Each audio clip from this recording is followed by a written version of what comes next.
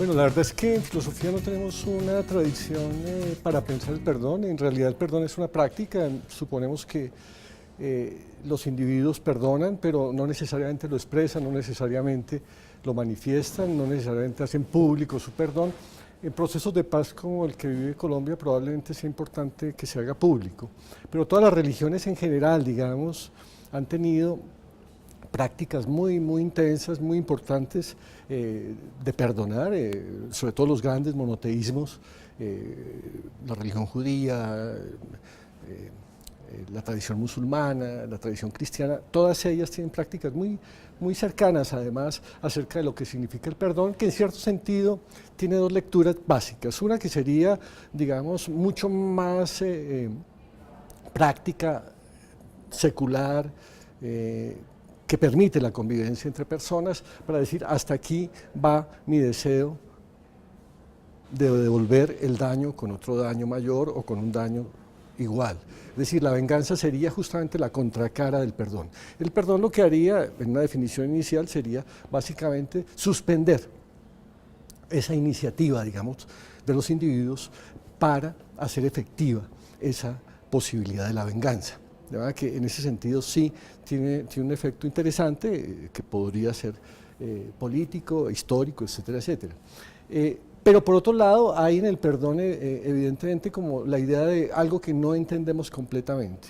Si fuera una simple excusa, digamos, por una situación cotidiana, lo podemos entender, pero en un momento dado algo se nos escapa. Es decir, hay situaciones o daños de una magnitud tal que no alcanzamos a entender muy bien las causas, ni tampoco sabríamos quién podría resarcir ese daño, y entonces lo adjudicamos probablemente a una instancia que está por encima de lo humano o de lo que compete, digamos, a nuestra capacidad de interrelación con otro. Y decimos, probablemente Dios seguramente podría perdonar, o que Dios lo perdone, que es una expresión, digamos, que significa que como humanos, como que perdemos la responsabilidad sobre la posibilidad de perdonar y le otorgamos a una figura como la de Dios la posibilidad de hacerlo. Y parece que entonces en todas las religiones esa figura ha sido muy importante para tratar de crear una cierta economía emocional de los individuos y de las comunidades, que necesitan evidentemente en un momento dado poner al día, digamos, sus conflictos y tratar, si no de resolverlos, al menos de disminuir la violencia que generaría, digamos, el conflicto si no se habla, si no se perdona, si no se resuelve. Pero insisto, normalmente los individuos, incluso las sociedades, piensan que no tienen ellos la potestad de hacerlo, sino más bien una instancia que estaría más allá de ellos. Cuando miramos el contenido, digamos, de ese perdón, en un caso como el de Colombia, pues uno inmediatamente piensa que ya la tradición religiosa no es la única referencia para hablar del perdón como una práctica, sino que empezamos a tratar de trabajarlo desde la filosofía, más bien como un concepto que está ligado claramente a los hechos de la posguerra, después de la Shoah, después de la Segunda Guerra Mundial, y de un acontecimiento, digamos, que parte en dos, en cierto sentido, la historia de la humanidad, y donde se empieza a hablar claramente de derecho internacional humanitario. Es decir, que hay unos derechos que competen al conjunto de la humanidad, y por esa vía entonces abre un espacio que sigue siendo un poco de lo incomprensible, de lo inexplicable, de lo imprescriptible básicamente, o sea, qué es lo que un daño no puede tener caducidad respecto de la justicia, y en ese momento entonces se habla de lo imperdonable, es decir, qué es lo que la humanidad no podría perdonar o incluso no perdonarse a sí misma, es decir, por qué se vuelve algo imperdonable.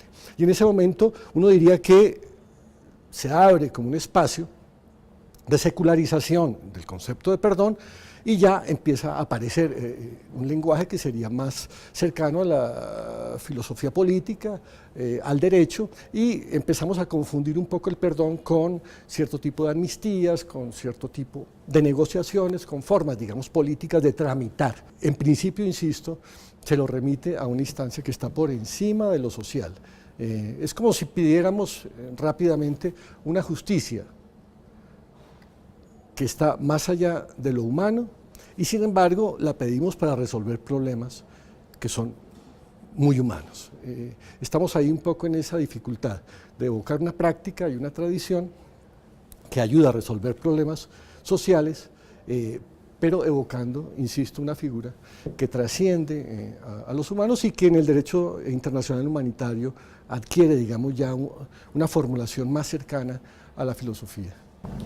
Gracias. Yo creo que señalas un aspecto interesante y que ha generado mucha discusión recientemente en las reflexiones filosóficas y tal vez en las ciencias sociales sobre el perdón, y tiene que ver con este origen religioso de algunas prácticas del perdón, como señalas tú, y a veces de la motivación religiosa del perdón. Pareciera que una vez que, como tú dices, el perdón se seculariza, o el concepto de perdón se seculariza, o la práctica se seculariza, hay algo faltante en la práctica misma que puede motivar a perdonar. En el caso religioso, por ejemplo, en algunas religiones hay casi una obligación de perdonar, ¿no? Es un deber perdonar, uno está llamado a perdonar para ser perdonado, por ejemplo. Cuando el concepto de perdón se seculariza, ¿cuál puede ser la motivación para el perdón? En principio, lo que uno puede sospechar en situaciones en las que una violencia tiende a volverse crónica es que si no sucede el perdón, entonces la identidad misma de la víctima o de la persona que ha recibido el daño tiende a volverse sustancial, como si fuera consustancial, digamos, del individuo. Y el individuo, en cierto sentido, ha sido víctima, efectivamente, y hay que resarcir, digamos, el daño, pero no se lo puede, entre comillas, condenar a ser una víctima eternamente. Y la primera tarea probablemente no sea del Estado ni de otras entidades, sino de él mismo, para entender que el perdón, en cierto sentido, es una forma de resolver una identidad con la cual él no podría convivir fácilmente hacia futuro. O sea, sí, efectivamente, necesita él mismo inventar una cierta economía en la que no tenga que cargar, además del daño, pues todos los efectos, digamos, de una victimización a lo largo de toda su vida. Por eso el perdón, en cierto sentido, se dice, es un ejercicio radicalmente individual, pero tiene efectos sociales. No hay forma de obligar, ni prescribir, ni determinar el tiempo del perdón, y sin embargo, cuando sucede, efectivamente logra transformar las relaciones entre las personas. Entonces, diría que sí, que efectivamente hay un ámbito en el que cualquiera sea la figura religiosa que yo invoque para el perdón, yo sospecho que eso necesariamente tiene consecuencias en las relaciones políticas, en las relaciones sociales. Desde luego, una cosa es el análisis de una cierta fenomenología del perdón en términos de las variables, digamos, que podría tener. Otra cosa es que haya condiciones históricas o sociales donde se da un tipo de perdón en el cual efectivamente hay una cierta propensión o casi que una cierta iniciativa, por ejemplo, del Estado o de algún tipo de organización política o de organizaciones no gubernamentales que hablan con los individuos en medio de un conflicto para tratar de restablecer una cierta armonía en una comunidad. Entonces, claro, en ese momento los individuos se ven interpelados y casi que obligados a responder sobre si perdonan o no perdonan. Y esos procesos pues no son inmediatos, a veces las personas sencillamente se niegan a perdonar. En Colombia hemos visto muchísimo ese tipo de respuesta por la cual alguien diría no, ningún perdón antes de un castigo. Entonces yo diría, sí hay procesos psicológicos, pero al mismo tiempo, por lo menos en casos como de conflictos sociales como estos, hay unas relaciones tales en las que efectivamente una cierta relación de dominio puede pervertir la práctica del perdón, en el sentido de crear perdones artificiales, forzados, que revictimizan eventualmente a los individuos, o donde las personas que piden perdón pues lo hacen como un procedimiento más que como una convicción. Y entonces, a veces, desde luego, para dar el perdón, seguramente alguien diría, tendrían que pedirme el perdón y veré si estoy dispuesto a darlo. Pero digo, hay unos elementos, podríamos llamar pragmáticos, lingüísticos, muy específicos, que a veces condicionan el perdón, y entonces nos hemos dado cuenta que el perdón llega muy lentamente, es decir, o por lo menos no en los tiempos de la política, o de los arreglos políticos, o de los procesos de paz, etcétera, etcétera. ¿Por qué? Porque evidentemente el perdón, antes que cualquier otra condición,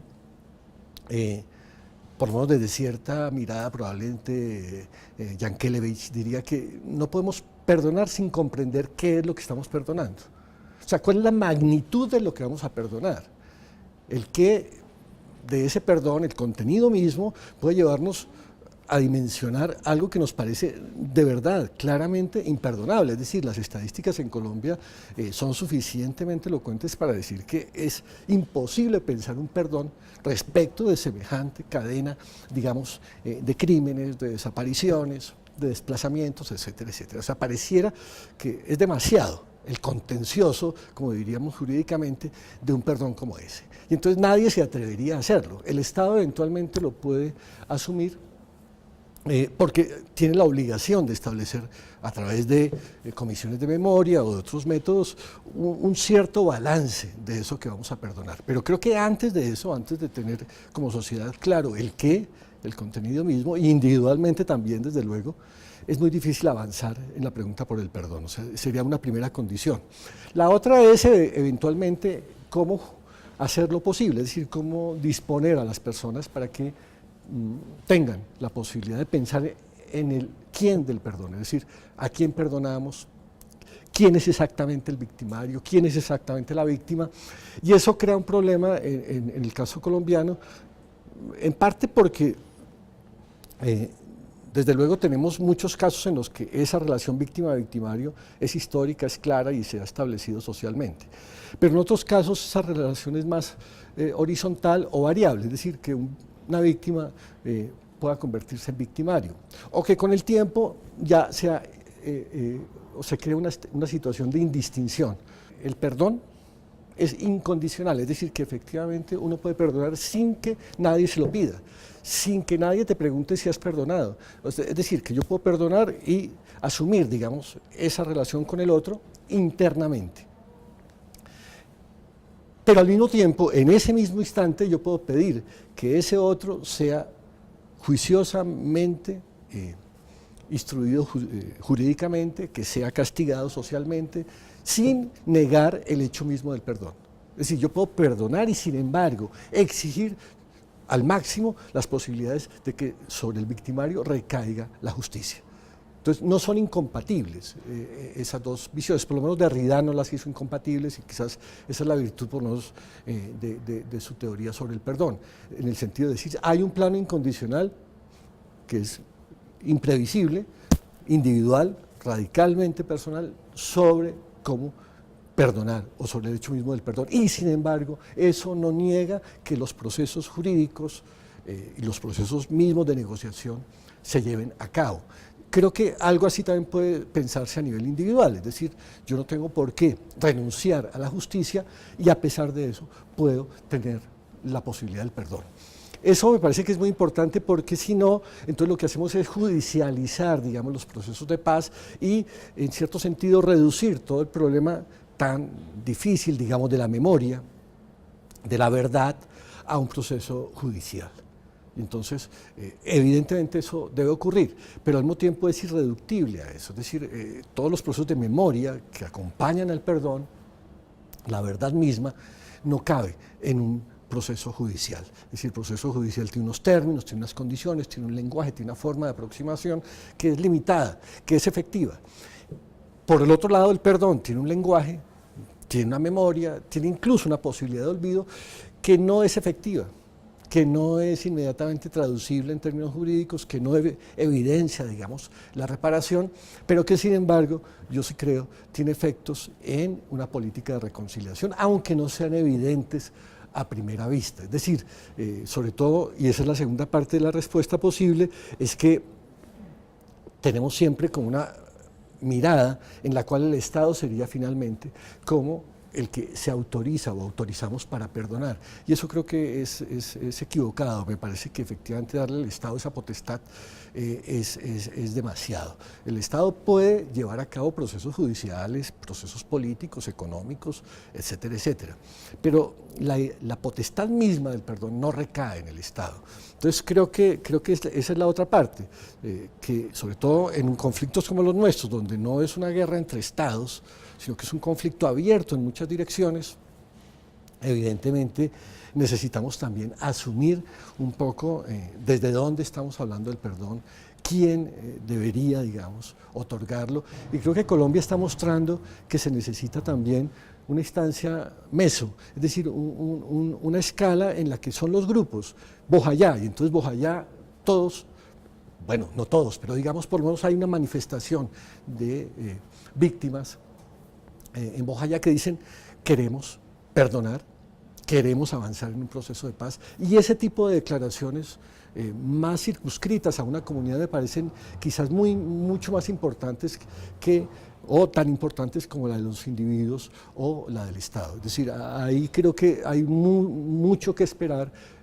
Si uno mira, digamos, todas las regiones de Colombia, en casi todas, curiosamente, las víctimas han declarado comunitariamente su deseo de perdonar y de avanzar, digamos, en la reconciliación, en el proceso de paz. Quiere decir que no estamos escuchando claramente las formas en las que, entre comillas, espontáneamente se produce el perdón sin que haya una presión, digamos, de los victimarios o del Estado para ello. Y para terminar, ¿consideras que la filosofía tiene alguna tarea, puede contribuir de alguna forma en estos procesos de búsqueda y de propiciación del perdón y la reconciliación en Colombia en este momento? Pues tenemos muchas cosas que hacer, desde luego. Una, digamos, la más evidente es que acompañamos, digamos, en la posibilidad de entender cómo hacer posible una justicia transicional que de alguna manera tiene en cuenta el perdón, que de alguna manera lo tiene en cuenta porque se trata de una justicia excepcional, o sea, que es tan excepcional como el daño y como las circunstancias de violencia en que vivimos. Entonces, ahí hay que aclarar quizás qué significa esa excepcionalidad. No tanto o no solo desde el punto de vista de un presidente que tiene todos los atributos, digamos, para llevar a cabo un proceso, sino la excepcionalidad de una situación que debería llevar a los individuos a transformarse a sí mismos a través, entre otras cosas, del perdón.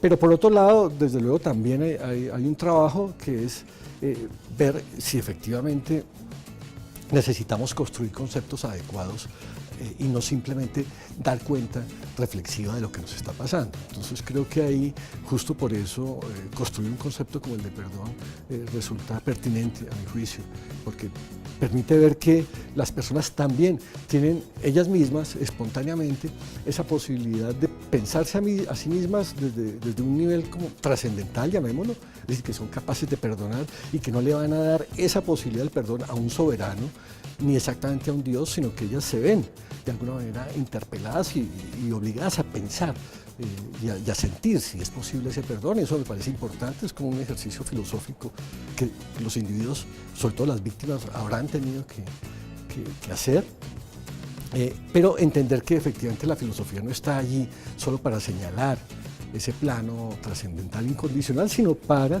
mostrar que ese es como el referente, como el otro polo de todos los procesos, digamos, sociales que acompañan un acuerdo o un proceso de paz como el que estamos viviendo.